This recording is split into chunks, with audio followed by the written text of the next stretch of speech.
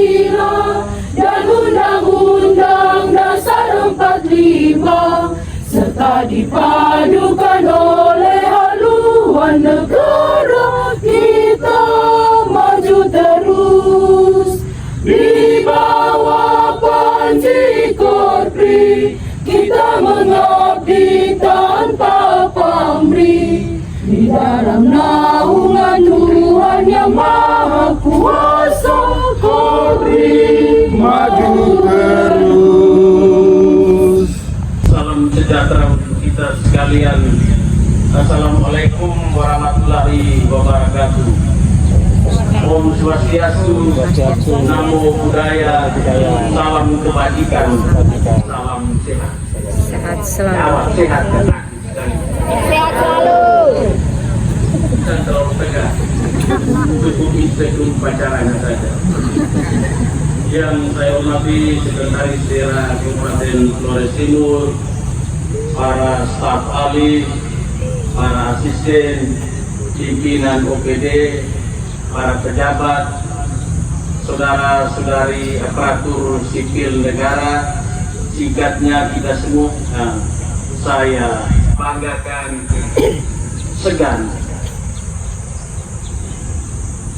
Selamat pagi, selamat bertemu kembali.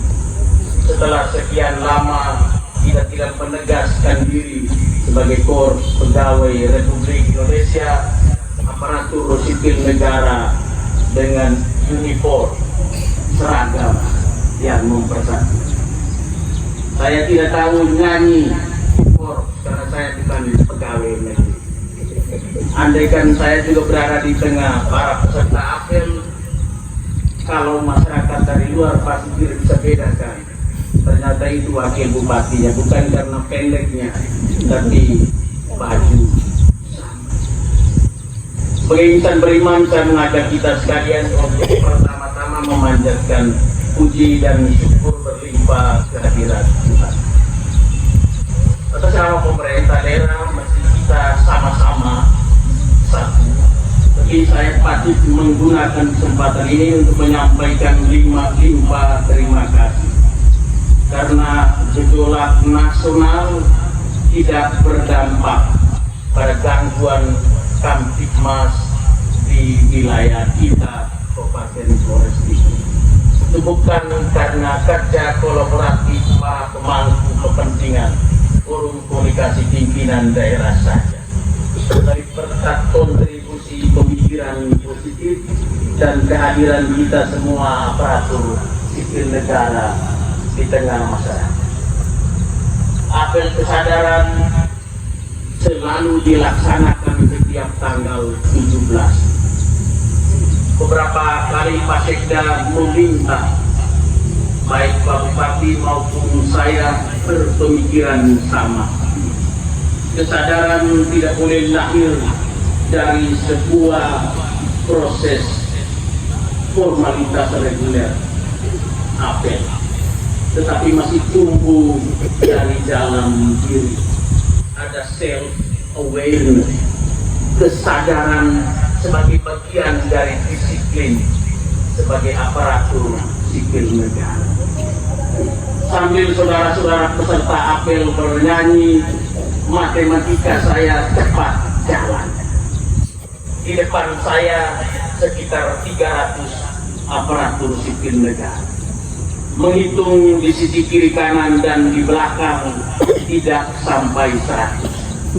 Total tidak sampai 400 orang yang hadir hari ini. Ketika disiplin kita identikan dengan presensi, kehadiran dan kehadiran on time pada waktunya, maka momentum apel kesadaran ini mesti menumbuhkan kesadaran kolektif. Tetapi kesadaran kolektif hanya bisa mulai dari kesadaran personal untuk belajar tertib waktu, tertib kehadiran. Tertib waktu, tertib kehadiran tidak boleh dimotivasi oleh unsur-unsur eksternal. Takut pimpinan marah. Yang lebih parah lagi, takut potong TK. terkait disiplin waktu dan presensi saya tinggalkan.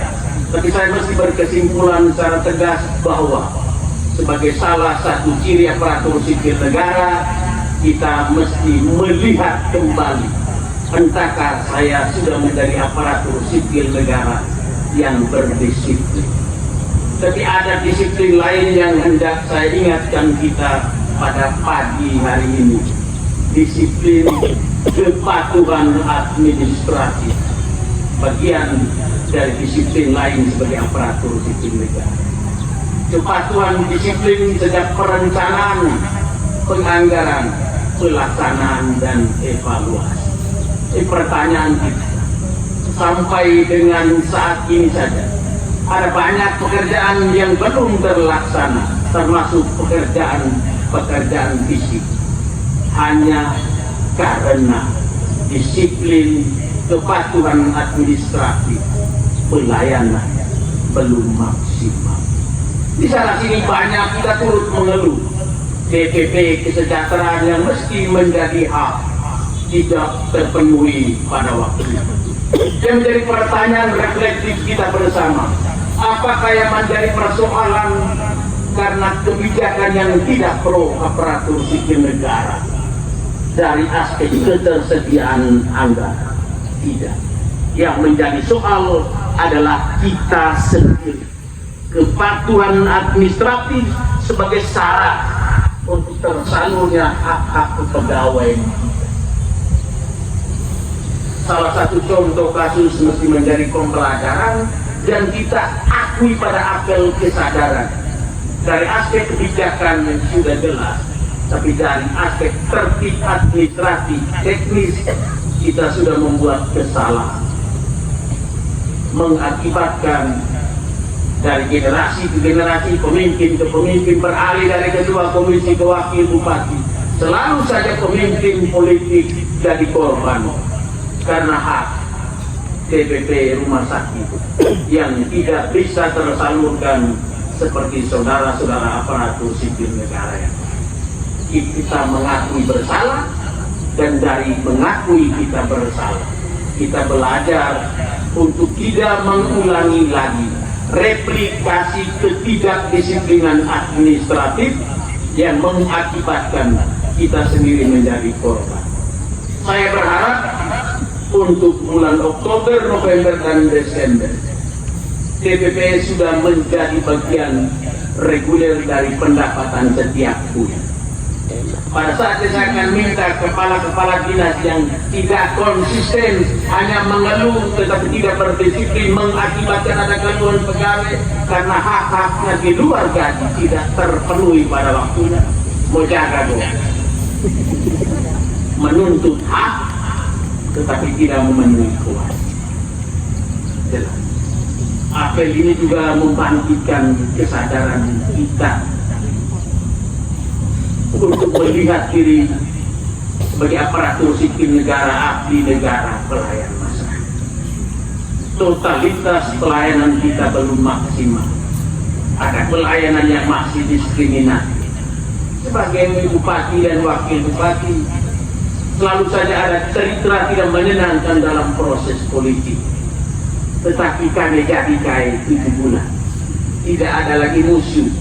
Yang kita lihat adalah masyarakat yang perlu kita layani apapun kebutuhannya.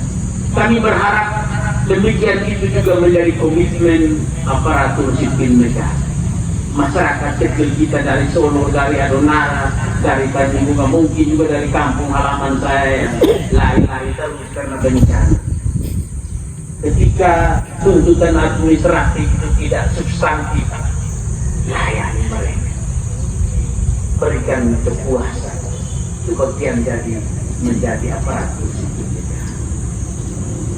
Hari ini juga kita mesti mengingatkan diri sendiri, mengintrospeksi diri, bagaimana kinerja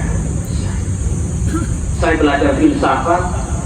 Saya ingat kata-kata filsuf, karena seorang filsuf dia identikan diri dengan eksistensi atau kontribusinya, dengan apakah dia berpikir atau tidak.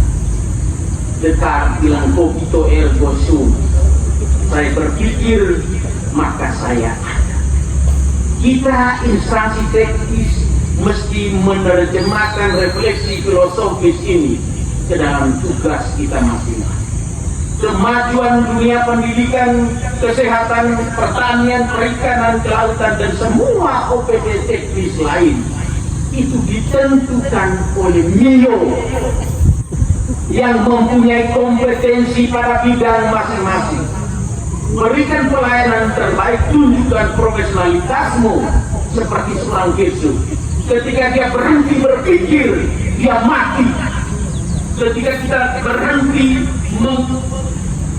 senang terlalu ya. Saya. Kalau kita berhenti mengeksplorasi kompetensi, maka akan ada banyak pengeliungan belum maksimal berikan pelayanan dari kinerja. Coba saya ajak kita semua, kita harus selesai dengan prognosis. Semangat kita untuk banyak tinggi. APBD kita 1 triliun 100 miliar lebih. Penyerapan kita semester 1 566 miliar lebih. Saya tetap jago hafal seperti waktu masih di DPR. Persentase penyerapannya 49%. Tidak mengadu doi tak doi kurang. Tapi doi yang ada juga tidak bisa direalisasikan secara cepat dan tuntas. Prinsip mengejar penyerapan anggaran pada akhir tahun itu bukan prinsip profesionalitas saya. Salah itu. Kecepatan, ketuntasan saja itu lebih penting. Kalau kita bisa melakukan penyerapan anggaran secara lebih maksimal, lebih cepat, nanti ada hadiah begitu siap.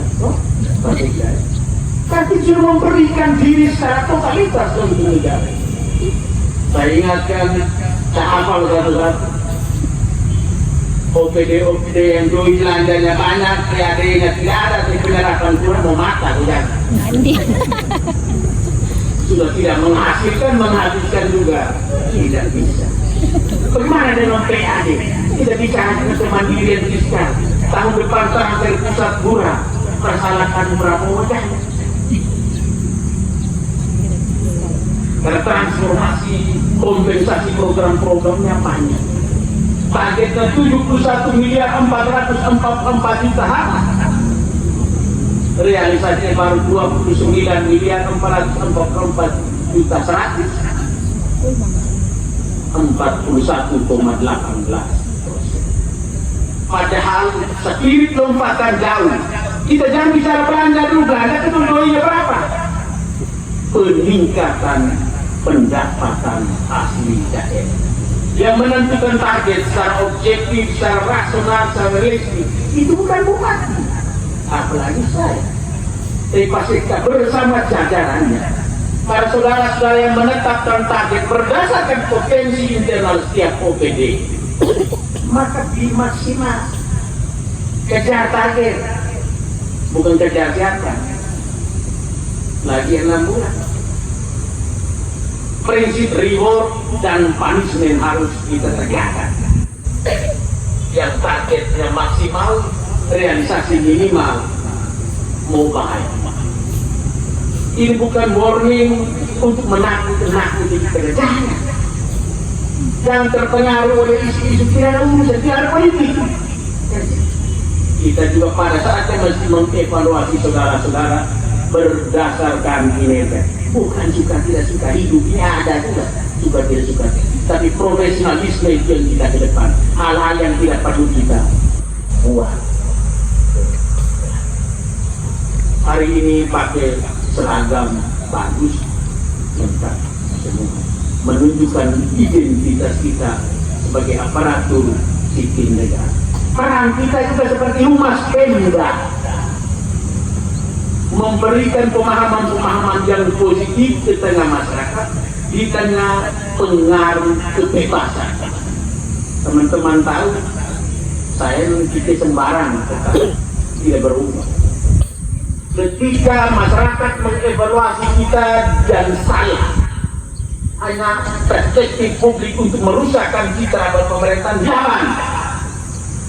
Saya tetap demikian.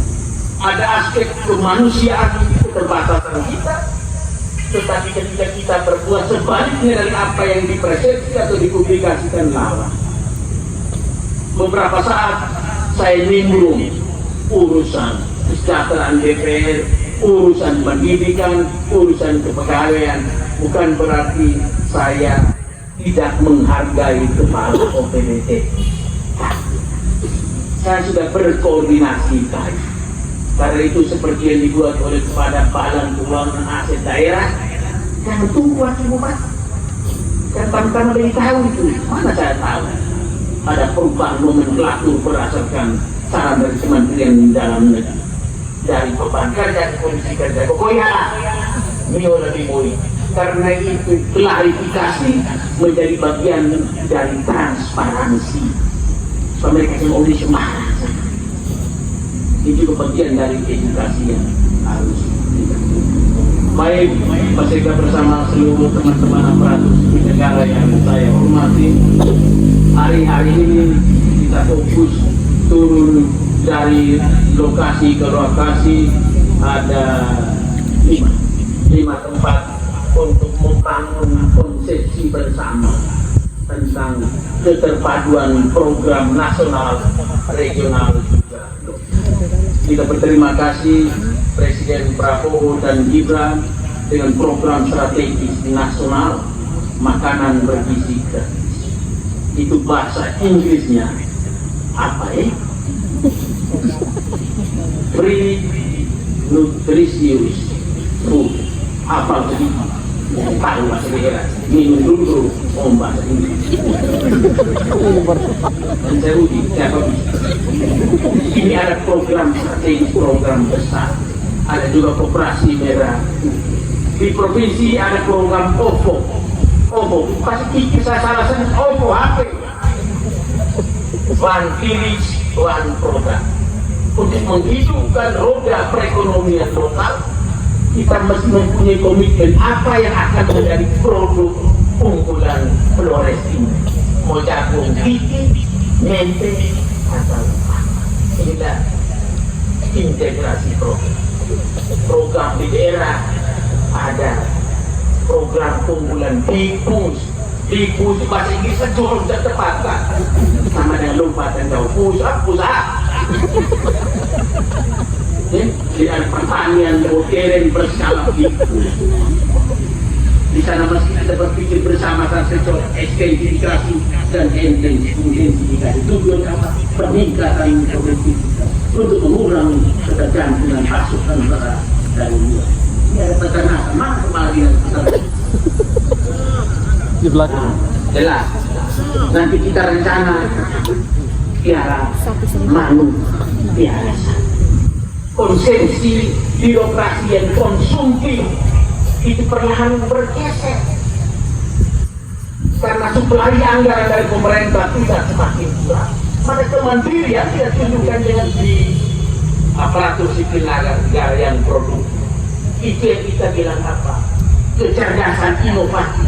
Sebalar bagaimana cara kita tanggung untuk bangun Flores ini melalui penyelenggaraan pemerintah, tata kelola transport.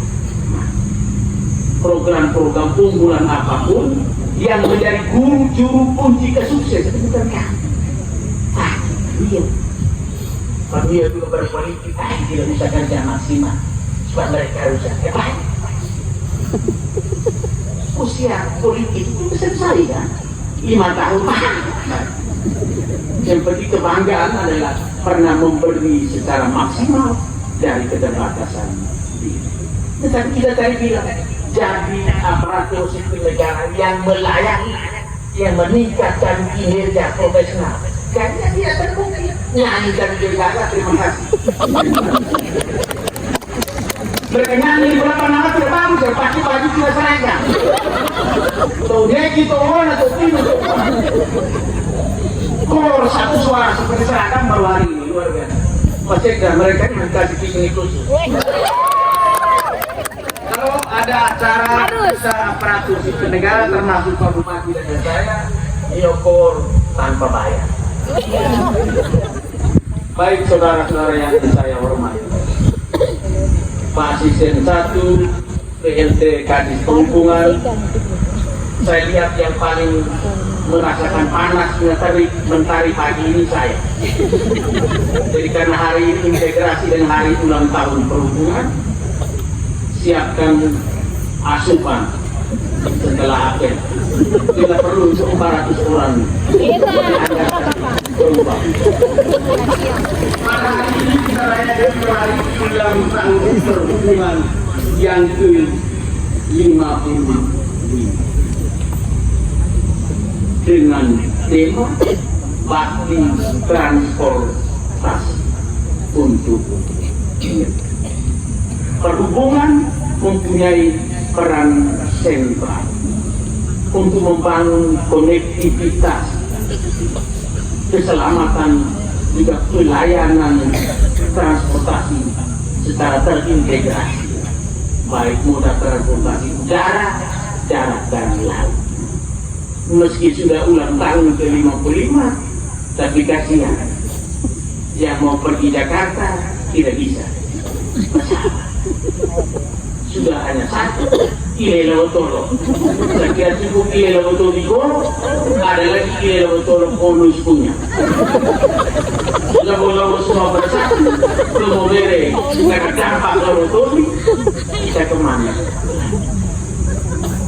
Untuk transportasi laut, keselamatan pelayaran itu harus menjadi perhatian kita. Di darat sudah banyak, tapi banyak pegawai juga transportasi punya motor, tapi pajak belum banyak. Kau lama kan? Jadi semuanya hari ulang tahun perhubungan konektivitas, tapi itu kewajiban. Mana kantor jadi motor pajak belum bayar, target pendapat